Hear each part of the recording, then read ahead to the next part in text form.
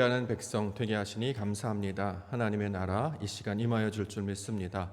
우리가 찬양할 때에 아멘으로 화답하는 것처럼 하나님 말씀 선포될 때 우리 마음으로 아멘으로 화답하게 하여 주시옵소서. 하나님께서 이 땅 가운데 가장 귀한 선물을 보내신 나를 우리가 함께 맞게 해주시니 감사합니다. 우리가 다시 한번 말씀으로 한마음 되어서 주의 날을 기다리게 하시고 우리에게 허락하신 귀한 선을 받아 누리며 기쁨 가운데 살아가는 우리 모든 믿음의 백성들 되게 하여 주시옵소서. 거룩하신 예수 그리스도 이름으로 간절히 기도 올려옵나이다.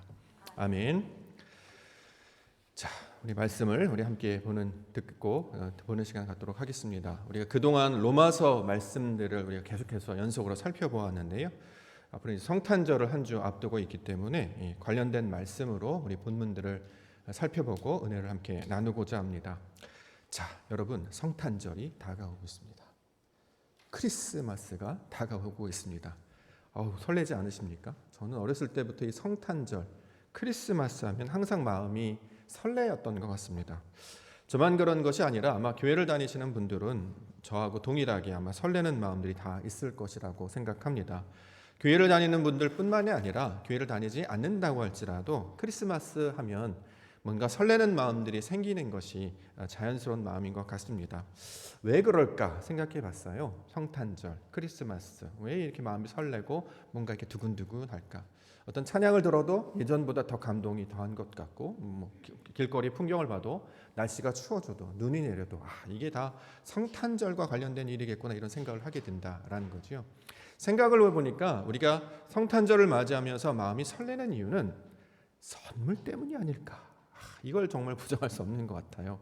선물과 관련되어 있기 때문에 성탄절 그러면 마음이 왠지 좀 설레는 것 같습니다. 어렸을 때 크리스마스가 그렇게 기다려지고 설레었던 것이 이 선물 때문이었죠. 자, 일부 아이들 말고요, 모든 아이들이 공통적으로 크리스마스 때가 되면 받는 선물이 있었습니다. 요즘 아이들은 잘 모를 수도 있을 것 같아요. 저희 때는 성탄절날 성탄절이 다가오면 어떤 선물을 받았냐면 겨울방학이라는 선물을 받았습니다. 제 기억으로는 성탄절 전에 항상 겨울방학을 했던 기억이 나거든요. 22일, 23일, 24일. 그래가지고 겨울방학이 되니까 안 가보고 싶었던 데도 막 가보게 되고요. 어디 막 이렇게 돌아다녀도 보고. 그러다 보니까 성탄절 분위기라는 걸 이제 많이 좀 경험을 할 수 있었던 것 같아요. 자, 그래서 그렇게 성탄절에 가까우면 학교를 안 가도 되니까 가장 많이 갔던 데가 교회였던 것 같습니다. 그래서 성탄절 문화대도 준비하고 문학의 밤을 하는 교회들도 있었기 때문에 성탄절이 다가오면 그 시간 동안에 교회를 참 많이 갔었던 기억이 납니다. 어른들에게도 성탄절이 다가오면 선물 같은 것이 있었잖아요. 뭡니까? 연말 보너스. 지금은 좀 없어졌죠. 연봉제라는 걸로 바뀌어져서 이렇게 딱 정해진 그것만 딱 하기 때문에 날이 됐다고 해서 오다가 주었어, 받아도, 묻지 마, 받아도 하면 그걸 이렇게 받으면 그렇게 기분이 좋았어요. 하다못해 길거리에서 들고 오는 그 붕어빵 한 봉지라도 그렇게 귀하고 소중하게 여겼던 것 같습니다. 이렇게 받으면 나 혼자 그걸 쓰지 않고 항상 이렇게 나눴잖아요. 선물을 사서 다른 사람 주기도 하고요. 그때는 극장이라는 곳도 갔어요. 요즘은 이제 보편화돼서 괜찮으시겠지만 그때는 영화관도 같이 보고 또 극장을 누구랑 갈까? 콩당콩당하면서 전화를 할까 말까 그런 기억 때문에 설레었던 것 같습니다. 뜻하지 않은 어떤 돈이 생기면 그것을 가지고 사람들하고 만나서 회식도 하기도 하고 선물을 사기도 하고 영화를 보기도 하고 이렇게 함께 시간을 보냈던 기억이 납니다. 저는 성탄절은 모든 사람의 마음을 설레게 했던 마치 선물과도 같은 시간이 아니었나라는 생각이 듭니다. 자, 이런 의미에서 볼 때 올해 우리가 2022년도 성탄을 맞이하고 있는데요. 이제 한 주 남았습니다. 이 성탄절은 그 어떤 해보다도 귀한 선물과 또 같은 시간이 아닐까라는 생각을 다시 해보게 됐습니다. 왜 그러냐면 우리가 3년 만에 이 자리에 함께 모여서 성탄절을 맞이할 것이기 때문입니다. 코로나 때문에요. 작년 크리스마스 때 뭐 했는지가 기억이 안 나요. 재작년에 뭐 했을까요? 기억이 안 나요. 우리가 온라인 예배를 드렸던 기억 때문에 성탄절에 우리가 모여서 뭘 했던가, 그런 즐거움 기쁨이 있었던가 잘 기억이 나지 않습니다. 자, 온라인으로도 성탄절을 보낼 수 있구나라는 이제 최초의 경험을 하게 됐죠. 근데 저는 그런 이제 두려움이 잠깐 이렇게 찾아왔었어요. 만약에 올해 성탄절에 사람들을 만나지 못하면 내년 성탄절에도 못 만나는 게 혹시는 아닌가?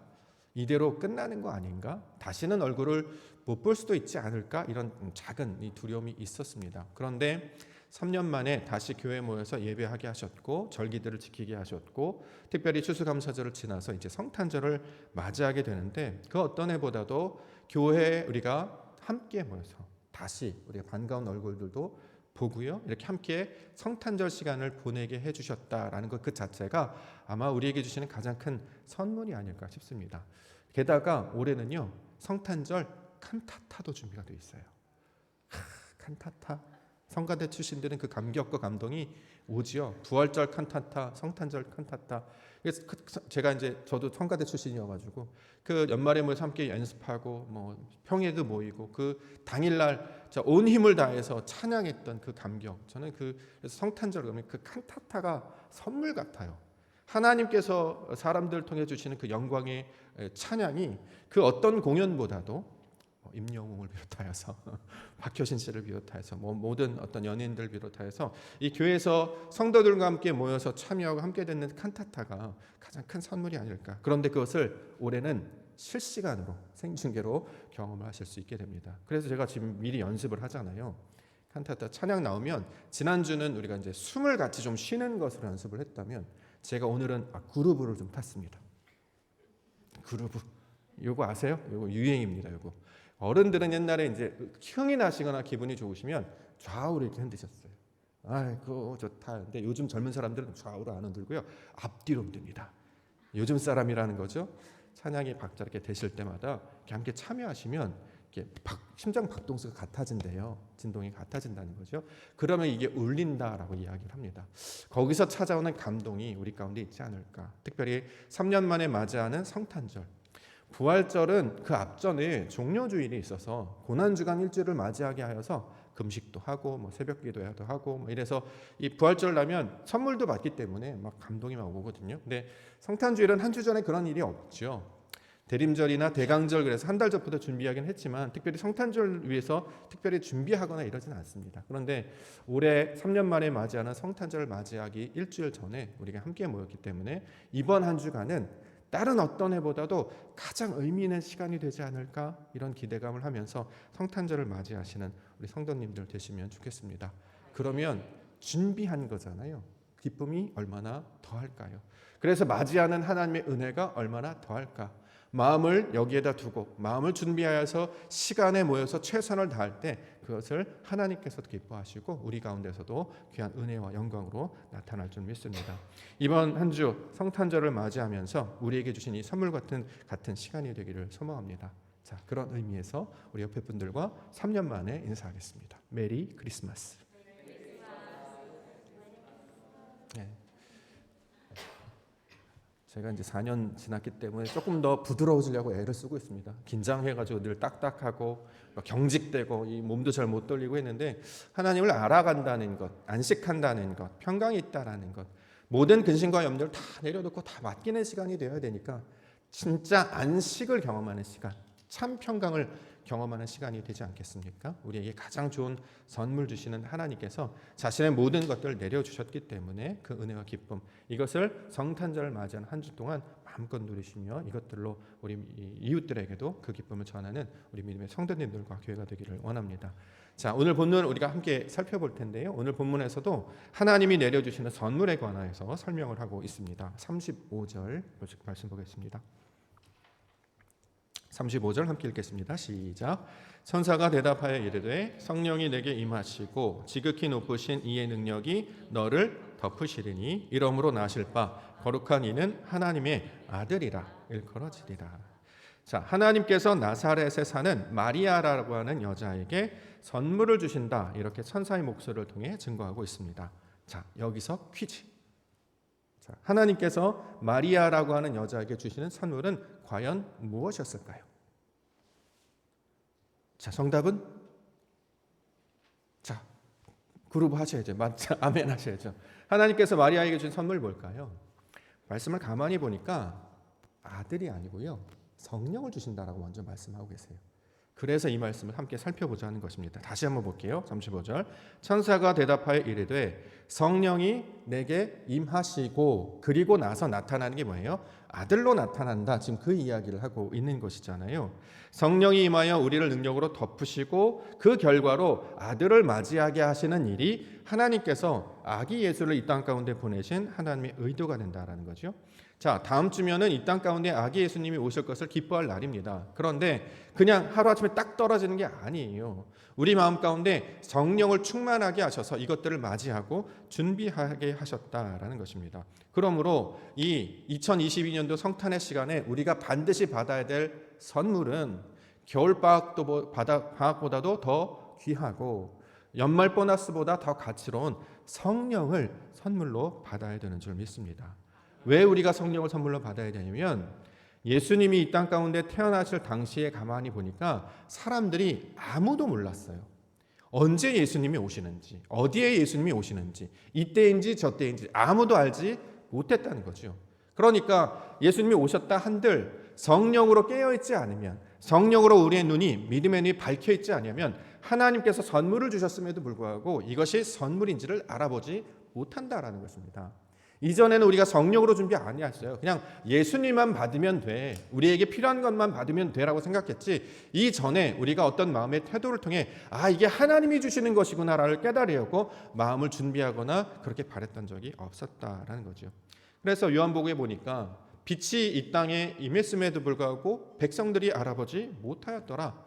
마태복음에 보니까 왕의 권위를 가진 자도, 대제사장의 권위를 가진 자도, 서기관의 지식을 가진 자도 이 땅 가운데 오신 예수님이 어떠한 분이신지 알지 못하더라. 이게 세상의 상황이었다. 이렇게 말씀하고 있었습니다. 오직 성령의 인도하심을 받은 자들만이 예수님의 태어나심을 알게 되었고 만나게 되었음을 가르쳐주고 있습니다. 그러면 우리가 좀 달라야 되지 않겠습니까?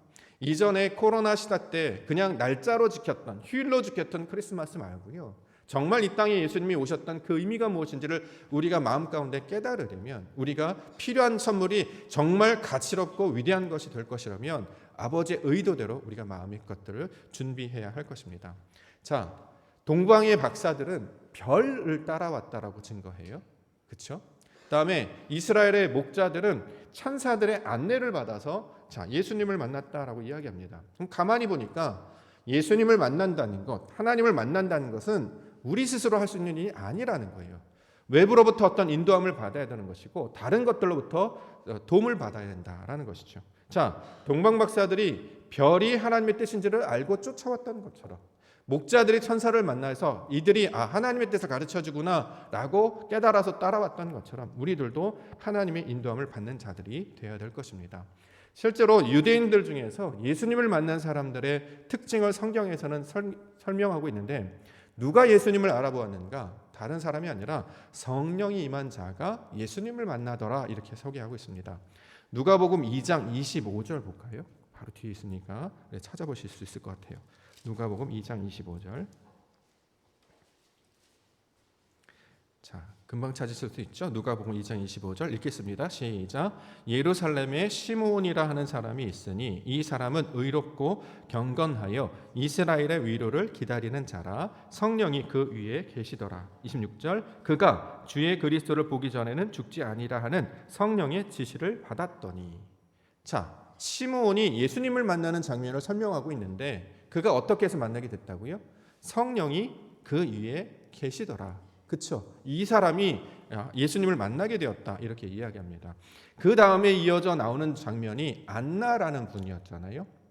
자, 과부가 되어서 80 넘는 시간 가운데 혼자 살았습니다. 근데 그가 마침내 예수님을 만나게 됐죠. 그 예수님을 만났던 과정을 살펴보니까 성전을 떠나지 아니하고 금식하고 기도했던 자였다. 자, 즉 성령의 인도함을 따라 또는 성전 안에 계속 머물러 있던 자들만이 예수님이 이 땅 가운데 오셨을 때 그를 알아보았고 만나게 되었다, 이렇게 이야기하고 있는 것입니다. 자, 세상도 구원을 바라고요, 세상도 그가 오시기를 바랍니다. 이걸 문학적 표현으로 님이 오시기를 원하는 자들도 있고 복을 받기를 원하는 자이기도 하고 어떤 감동이나 은혜를 받는 것들로 설명하는 자들도 많습니다. 그런데 우리가 추구하는 것은 하나님이 약속하셨던 그 아들을 만나야 되지 않겠습니까? 이 아들이 하나님이 말씀하신 그 아들인지 아닌지를 우리가 어떻게 알아볼 수 있느냐라는 거예요. 그냥 우리 식대로 내게 필요한 대로 내 판된 대로 이게 하나님이 주시는 것이네라고 오해하지 아니하고 바로 이것이 바로 이분이 바로 이 여러 상황들이 하나님께서 말씀하시는 그것이구나라는 것을 깨닫기 위해서는 반드시 우리에게 성령의 임재가 있어야 될 줄 믿습니다. 그러므로 우리가 성탄절을 맞이할 때 한 주간에 준비해야 되는 것 다른 것이 아니라 성령 충만케 하여 주시옵소서. 그래서 하나님의 영에 임재하여서 우리 마음 가운데 하나님의 뜻이 이루어져서 하나님이 오시는 하나님이 보여주시는 하나님이 말씀하시는 그것을 믿음으로 밝히 보게 하여 주시옵소서. 이렇게 기도하며 기도 가운데 나아가시는 우리 한 주간 되기를 원합니다. 자, 이미 성탄절은 시작됐죠. 우리는 그래서 한 주간 동안 안나처럼 성전에 나아가기도 하고 또 성령을 간구하는 마음으로 기도하며 나아갈 때에 하나님의 약속을 보게 될 줄 믿습니다. 자, 그러면 본문에서 이렇게 성령을 선물로 받은 사람, 성령이 우리 안에 나타나기를 원하고 있지 않습니까? 우리가 늘 성령을 구하고 있어요. 성령이 우리 가운데 임한다라고 하는 것, 성령의 역사가 우리 가운데 어떻게 나타나는가를 설명하기 위해서 본문에서는 엘리사벳이라는 한 여인을 먼저 소개하고 있습니다. 자, 엘리사벳은 누구였냐면 앞절에 보니까 자, 7절, 6절, 7절 보겠습니다. 누가복음 1장 5절부터 7절까지. 유대왕 헤롯 때에 아비야 반열에 제사장 한 사람이 있었으니 이름은 사가랴요 그의 아내는 아론의 자손이니 이름은 엘리사벳이라. 이 두 사람이 하나님 앞에 의인이니 주의 모든 계명과 규례대로 흠이 없이 행하더라. 엘리사벳이 잉태를 못함으로 그들에게 자식이 없고 두 사람의 나이가 많더라.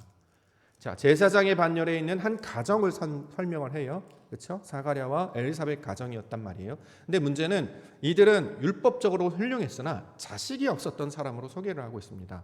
성경에 보면 소위 말해서 이제 아들 모티브라는 말로 이제 이 성경들을 풀어가잖아요. 아들 낳는 이야기를 계속해서 한단 말이죠. 이것이 이번이 처음이 아니라 구약에서도 사무엘서를 읽어보시면 아들을 못 낳는 이야기를 하고 있지 않습니까? 왜 성경은 아들을 낳는 이야기를 계속하고 있는 것인가? 딸만 낳는 가정에 아들이 생기게 해주시는 것인가? 그런 의도가 아니잖아요. 자, 성경에서 말하는 아들을 낳는다라고 하는 개념이 무슨 뜻이냐면 이런 것이에요. 자, 하나님의 일은 하지만 하나님의 영광을 보지 못하는 상태. 이걸 아들을 낳지 못한다라고 표현한다는 거죠. 이해가 되시는 해석을 잘 하실 수 있어야 됩니다. 자, 아들을 못 낳는다라고 하는 것은 혈통을 잇는 남자아이를 태어난다 이런 의도로 주신 것이 아니라 하나님을 열심히 섬기고 열심히 봉사해요. 그럼 뭘 해야 됩니까? 왜 그런 일을 합니까? 하나님을 만나려고 하는 건 아니겠습니까? 하나님을 경험해야 하잖아요. 그런데 열심히 규례도 지키고 율법도 하고 최선을 다하지만 정작 하나님을 만나지는 못한 상태를 자식이 없다 이렇게 얘기한다는 거죠. 자식은 열매의 개념으로 이해를 하시면 되겠습니다. 자, 농부가 농사를 열심히 지어서 사과를 판매해요. 근데 정작 사과 맛이 뭔지는 모른다는 거예요. 음악을 하는 사람이 음악을 열심히 하지만 감동이 뭔지는 모르대요. 미술을 하는 사람이 열심히 그림을 그리는데 아름다움이 뭔지를 모른다는 거예요. 자, 이런 것과 똑같다라는 거죠. 자, 유대인이 평생 하나님의 백성으로서 율법도 제대로 지키고 말씀도 온전히 지키면서 하나님의 뜻을 행하기 위해서 최선을 다했으나 정작 하나님의 영광이 무엇인지 평생 경험해 보지 못했고 알지 못했기 때문에 내 안에 열매로 나타나지를 않고 있는 것이에요. 껍데기만 있고 속알맹이가 전혀 없는 상태. 자, 이것을 자식이 없다라는 말로 지금 설명을 하고 있다라는 거죠. 자, 그런데 그런 엘리사벳에게 가브리엘이라고 하는 천사가 보내어져서 아들을 낳을 것이다라고 지금 말씀을 주셨잖아요. 너가 이제 아들을 낳을 것이다. 그 아들을 낳게 되는 과정을 통해서 엘리사벳은 지금 뭘 경험하고 있냐면 하나님의 영광이 무엇인지를 알게 되었다라는 거죠. 그래서 엘리사벳이 자신의 그 어려움을 고백할 때 뭐라고 고백하고 있느냐면 1장 25절을 통해서 설명하고 있습니다. 25절 주께서 나를 돌보시는 날에 사람들 앞에서 내 부끄러움을 없게 하시려고 이렇게 행하심이라 하더라. 부끄러움이 없게 하시려고 하신다는 거예요. 여기서 말하는 부끄러움이 뭡니까? 수치입니까? 그런 개념이 아니라 뭔가를 하는데 그게 뭔지 몰라요. 이게 부끄러움이라는 거예요. 아까 말씀드렸던 것처럼 목사인데 하나님을 만난 적이 없어요. 말씀을 증거하는데 그 뜻이 뭔지를 몰라요. 설명은 열심히 해요. 근데 이 뜻은 몰라요. 그렇죠? 사과를 열심히 팔아요. 근데 이 맛이 뭔지 몰라요. 음악을 하는데 감동을 모르고 미술을 하는데 아름다움을 몰라요. 세상을 살아가는데 하나님을 경험한 적이 없다라는 거예요. 그걸 부끄러움이다라고 얘기해요. 왜요? 가진 것이 없기 때문에. 자, 제사장이지만 제사장답지 못하다라는 거죠. 흉내만 냈을 뿐이지, 모양만 따랐을 뿐이지 내 속에서는 아무런 열매를 경험하지 못한 상태였다는 거죠. 자, 그런 부끄러움의 상태였는데 하나님께서 은혜를 주셔서 이제 아들을 낳게 하십니다. 그 아들을 낳는 것을 이제 지금 본문에서 설명을 하고 있다라는 거죠. 자, 아들을 낳게 하신다라는 것은 무슨 뜻이냐면 육신의 몸으로 남자아이를 태어난다는 것이 아니라 하나님의 영광을 경험하게 하는 것을 아들을 낳는다라고 지금 표현을 합니다. 우리 가운데 적용을 해보면 우리가 이제 옛날 한번 추억을 더듬어 보시면 하나님 만나신 적 있으시죠? 주로 이제 수련회 때 이런 경험들 많이 하잖아요. 수련회 때 이게 하나님이신가라는 그 감동이 확 오는 때가 있어요. 말씀이 갑자기 확 깨달아질 때가 있어요. 이게 내 얘기하는 거네. 이게 이스라엘의 역사가 아니라 저 중동 땅에 있는 저 백성들 향한 말씀이 아니라 바로 나를 향하신 하나님의 음성이 내가 갑자기 어느 순간 확 와닿을 때가 있지 않습니까? 그럴 때 전율하게 되잖아요. 하나님을 만나게 된 감격 가운데 빠져들게 되지 않겠습니까? 이럴 때 내 안에 그 하나님의 일이 나타나는 것을 하나님의 영광을 나타났다는 이야기하고 이걸 아들 낳는 것들로 표현하고 있다는 거죠. 자, 이것을 문자적으로는 볼 것이 아니라 그 의도로 파악을 해야 할 것입니다. 그래서 이전에는 하나님을 말하지만 솔직히 기대하지는 않았어요. 왜요? 모르기 때문에요. 하나님을 소망하라고 말하지만 자신도 소망해 본 적이 없어요. 왜요? 경험해 본 적이 없기 때문이죠. 그래서 그냥 이때 열심히 하면 된대. 언젠간 되겠지. 다 잘 되라고 하는 거 아니겠어? 안 하는 것보다 나아. 이렇게 주로 얘기했어요. 그런데 진짜 하나님을 경험하게 된 자는 이게 뭔지를 알게 되어서 이전에 말로만 들었던 듣기만 하였사오나 이제 내가 눈으로 배웠나니 이거를 경험하게 해주시는 것을 엘리사벳이라는 여인을 통해서 가르쳐주고 있습니다. 엘리사벳이라는 이름이 나왔으니까 또 우리가 이름의 의도를 파악해야 되겠죠. 엘리사벳, 나의 하나님은 안식이시다 이런 표현이기도 합니다만 이게 어떤 구조를 가지고 있냐면 하나님의 성전을 이루는 모양을 엘리사벳의 모양으로 가르쳐주고 있습니다.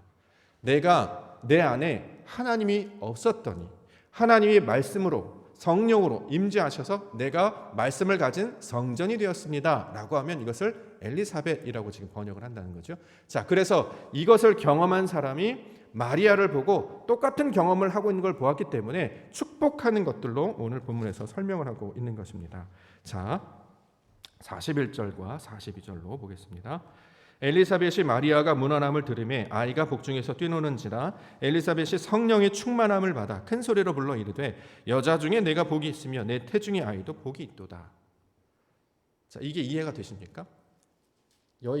마리아가 지금 임신했다는 거잖아요. 그렇죠? 문자적으로 임신했다는 거잖아요. 그랬더니 뭐래요? 넌 참 복이 있구나 이렇게 얘기한다는 거예요. 이 사람이 결혼도 안 했는데요. 결혼도 안 했는데 지금 임신한 거잖아요. 약혼한 상태이지 아직 결혼하지 않았어요. 심지어는 나는 남자를 알지 못합니다. 34절에 이렇게 이야기해요. 남자를 알지도 못하고 결혼도 안 했는데 아이가 생겼어요. 이게 복받을 일입니까? 여러분들은 어쨌든 아이가 생겼으니 괜찮아, 축복한다 이렇게 합니까? 안 그렇잖아요. 그러니까 이것은 사람의 생각으로 풀 내용이 아니라는 거예요. 우리가 만약에 사람의 생각으로만 이것을 가지고 있었다면 이게 어쩌면 오히려 부끄러움이 아닐까? 이 감춰야 될 내용이 아닐까라고 생각할 수 있는데 성경은 사람들의 관심과 개념으로 이해하라고 주신 말씀이 아니라 자신의 생각에서 바뀌어서 하나님의 의도를 깨닫는 것으로 해석하기 시작하는 것을 축복이라고 말합니다. 그래서 본문에 따르면 아이를 갖게 됐다는 것을 뭐라고 지금 이야기하냐면 하나님이 어떤 분인지를 알지 못한 상태였으나 이제 너는 하나님의 말씀을 듣고 받아서 믿음의 사람이 되었으니 하나님의 뜻이 뭔지를 아는 자들이 되었기 때문에 이것이 너에게 복이 된다라는 뜻으로 가르쳐주고 있는 것입니다. 자, 율법의 사람들 아니었습니까? 요셉도 그렇고 마리아도 그랬어요. 나사렛 사람이라고 해요. 지역적 이름도 있습니다만 거룩한 자라는 거잖아요. 자, 그런데 이제 하나님께서 주시는 말씀을 직접 몸으로 겪어내는 과정이 있기 때문에 이것을 복의 내용으로 가르쳐주고 있다라는 것이죠. 자, 이렇게 엘리사벳은 자신이 경험하게 됐던, 말로만 듣었던 또는 겉으로만 알았던 하나님을 직접 경험하게 되어서 이것들을 가지고 하나님의 일을 보기 시작하는 것을 가리켜서 축복의 개념, 또 이것을 믿음의 개념, 하나님이 주신 은혜의 개념으로 설명을 하고 있는 것이에요. 그러면 본문에 보면 내가 복이 있도다 이렇게 말을 한다는 거죠. 원래 이 복이 있다, 축복하다라는 뜻이잖아요. 성경에서는 축복을 누가 합니까? 하나님만이 하시는 일이잖아요. 복이 있을지어다라고 하는. 복을 간구하는 건 하나님이 하시는 것이고 그 하나님의 권위를 대신하여서 아버지가 보통 아들에게 안수하면서 축복하잖아요. 그런데 지금 엄마가 지금 축복하는 것도 아니고 이모 되는 사람이 축복을 하고 있다는 거죠. 성경에서 말하는 축복은 그렇게 어떤 혈통적인 질서를 지켜서 복을 내리는 개념이 아니라 하나님의 뜻을 보게 되는 것을 축복의 개념으로 설명하고 있습니다. 복 있는 자는 어떻게 성경은 이야기하고 있습니까? 말씀을 깨닫는 것을 복의 개념으로 설명하고 있다는 거죠. 우리가 보통 축복합니다, 축복합니다, 잘 되길 바랍니다 이렇게 하는데 성경에서 말하는 복은 다른 게 아니라 말씀이 깨달아지는 걸 축복이라고 해요. 말씀을 무엇으로요? 하나님의 뜻으로 깨달아질 때 이게 복이 있다라고 이야기한다는 거죠. 왜요? 이전은 알지 못했기 때문에요. 내 안에 아무것도 없었기 때문에요. 하나님을 말하지만 하나님의 그 뜻이 무엇인지를 모르기 때문에 그냥 겉모습만 이야기하고 있었던 것입니다. 근데 이제 아니까 깨달았기 때문에 몸으로 겪었기 때문에 하나님이 하실 일을 말할 수 있게 된다. 자, 이것을 엘리사벳의 이야기로 설명을 하고 있다라는 거죠. 자, 오늘 본문에 보면 37절을 사실은 제가 제목으로 잡았거든요. 37절. 대저 하나님의 모든 말씀은 능하지 못하심이 없다. 자, 하나님의 모든 말씀 능치 못함이 없다. 이걸 우리가 어떻게 이해를 하느냐? 불가능은 없다. 이렇게 이제 해석해서 뭐든지 다 된다. 우리가 지금까지 이렇게 해석해 왔었거든요. 근데 본문의 내용을 그 문맥을 따라 해석을 해보니 이게 무슨 말씀이냐면 하나님께서 원래 계획하신 일이 있잖아요. 그것을 끝까지 이루어 가시겠다라고 하는 하나님의 의도의 뜻이래요. 모든 백성은 사람의 아들로 태어나지만 마침내 하나님의 아들로 바뀌게 될 것입니다. 우리가 하나님을 모르는 상태로 있었지만 마지막 가운데는 하나님의 뜻을 아는 것들로 하나님께서 이루어 가실 거예요. 이걸 세상 사람들은 뭐라고 표현을 하기도 하냐면 마지막 순간에 깨닫는다 이런 표현을 가끔 쓰거든요. 어떤 사람들이 이제 임종의 순간에 또는 죽음을 경험하는 순간에 마지막에 그 찰나에 하고 깨달아진다는 거잖아요. 그런 고백들 들어보셨어요? 자살을 시도했던 분들 뛰어내리기 전에는 생각이 안 나다가 뛰어내리면 그 생각에 그 짧은 시간에 이거구나라는 깨닫게 된다는 거예요. 그런 걸 들으면서 저는 모든 인생들은 마지막 순간에 모든 것들을 깨닫게 하시는구나. 다만 먼저 깨달은 자가 있고 그것을 알지 못하다가 마지막 죽음의 순간에 더 이상 어찌하지 못할 그 순간에 깨닫게 하시는구나. 그래서 핑계하지 못한다라고 하셨던 말씀이 누구는 가르쳐주고 누구는 가르쳐주지 않고 이게 아니라 다 알게 될 것인데 먼저 된 사람들은 소위 말해 지혜로운 사람들은 하나님의 뜻을 먼저 알아서 그 뜻에 따라 삶을 조종하고 바꾸게 될 것이고 그것을 알지 못하는 사람들은 자기 뜻대로 살다가 마지막 순간에 끝이 나는 걸 깨닫고 그냥 인생이 끝나는 것으로 이렇게만 이제 구별을 하셨다라는 거죠. 그런데 본문에서는 이렇게 하나님의 말씀을 깨닫는 백성들로 우리를 가르쳐 주셨습니다. 그러므로 이전의 성탄절을 의미 없거나 선물을 받거나 단순히 우리가 쉬는 휴식의 시간으로 보았다면 이제 맞이하는 성탄절을 통해서 우리가 간구해야 되는 것은 이 아들이 이 땅 가운데 오시는 의미가 무엇인지 우리가 이 과정을 통해서 깨달아야 되는 하나님의 뜻이 무엇인지를 알게 하여 주시옵소서. 이걸 간절히 사모하고 준비해서 만나지 않으면 매년 반복되는 것이 아무 의미가 없을 수밖에 없다는 거죠. 바뀌어야 되지 않겠습니까? 깨닫는 것에 나아가야 되지 않겠습니까? 자, 이것들을 하나님께서는 모든 것들을 여기에는 능치 못하심이 없다. 하나님께서는 우리 안에 내주하셔서 우리와 함께 하심으로 우리가 늘 벽을 세우고 장애물을 세우는 그것들을 제거해 버리심으로 마침내 하나님의 아들을 깨닫는 그곳 가운데 인도해 나아갔을 것입니다. 그래서 착한 일을 시작하시는 이가 그리스도의 날까지 이루실 것을 확신한다라고 사도 바울이 고백하는 것처럼 이 고백을 우리로 하게 해 주실 줄 믿습니다. 성탄절에 받아야 될 선물이 뭐라고요? 성령이라는 거예요. 왜요? 그게 아버지께서 주신 선물이고 성령을 받아야 아들을 알아볼 수 있기 때문에 그렇대요. 자, 이것들을 우리가 깨닫지 못하면 세상의 많은 것들을 받는다 하여도 아무 의미가 없다라는 거죠. 자, 그러면 우리가 성령을 충만한 상태로 말씀들을 준비하며 나아갑니다. 어떠한 상태로 나아가느냐? 본문에는 말씀이 이루어지리라고 믿게 된다 이렇게 설명하고 있습니다. 45절 주께서 하신 말씀이 반드시 이루어지리라고 믿은 그 여자에게 복이 있도다. 말씀이 이루어질 것을 믿는 것이 복이라는 거예요. 말씀이 어떻게 이루어지죠? 하나님의 말씀이 이루어진다는 뜻이 뭐예요?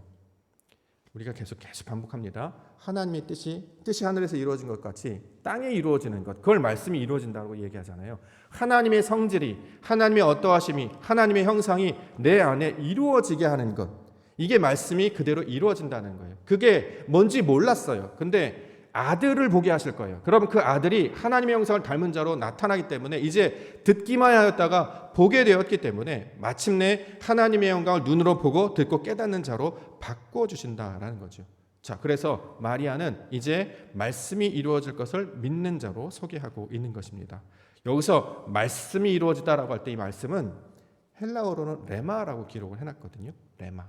예전에 수요예배 때 이제 많이 나눴던 말씀인데 이게 무슨 뜻이냐면 하나님의 의도로 보는 것. 그냥 글자 그대로 보는 것이 아니라 그 말씀 안에 담겨져 있는 하나님의 의도를 찾는 것. 이걸 레마라고 해요. 자, 우리에게 예수님을 보여주시는 것은 단순히 아들만을 보내주시는 것이 아니라 이를 통해서 하나님의 형상을 보게 해주셨다는 거죠.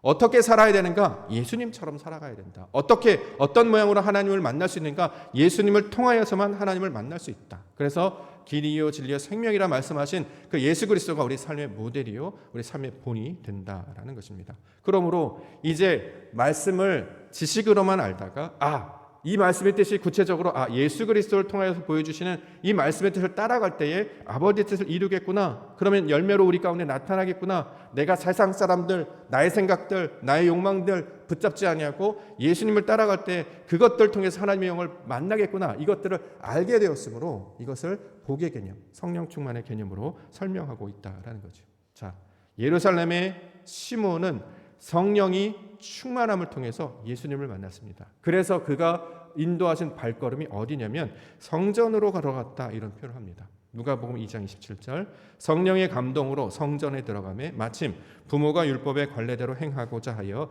그 아기 예수를 데리고 오는지라. 안나라고 하는 인물도 성전에 살았죠.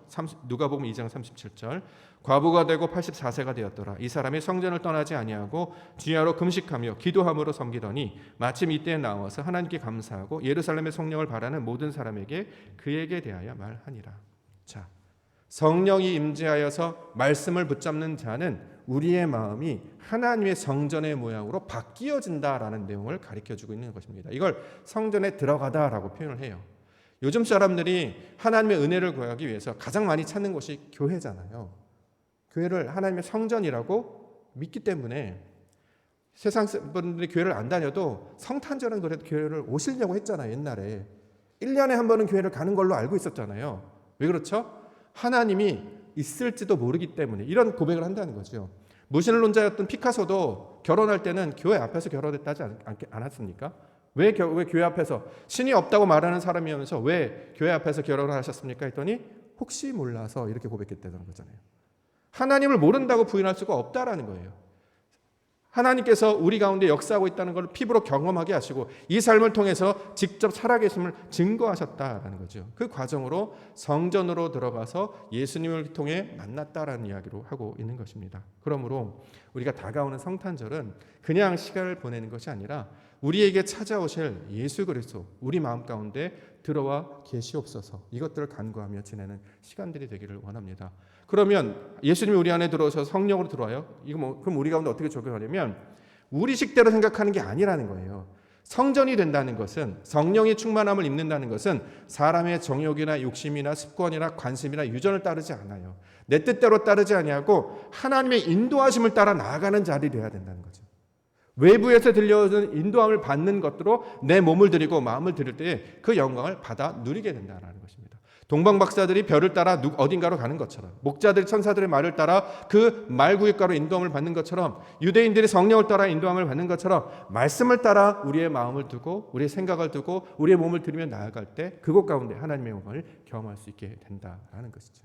자, 그런 의미에서 제가 우리 하나님께서 주신 권위를 대신하여서 여러분들께 권면드립니다. 이번 한 주 예수님을 만나는 귀한 시간이 됐으면 좋겠습니다. 그러면 어떻게 하냐면 한 번만 더 예배를 더 드립시오. 한 번만 더요. 왜요? 성탄절이니까요. 선물 받으셔야 되지 않겠습니까?